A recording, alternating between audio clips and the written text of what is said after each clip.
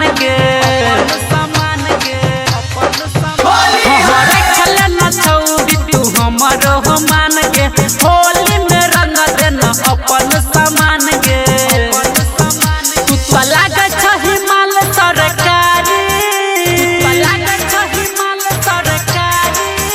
तू तो लागे छही माल सरकारी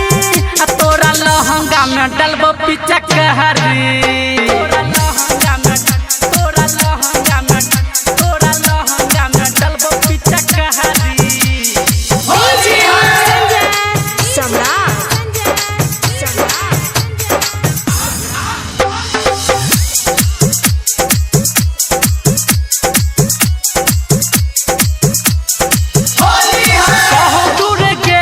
लगाहिले न रंग के तोरा दिला उमेश के तोरे पर मन के दूर के तू लगाहिले न रंग के तोरा दिला उमेश के तोरे पर मन के छही हमारा तू भैया के साली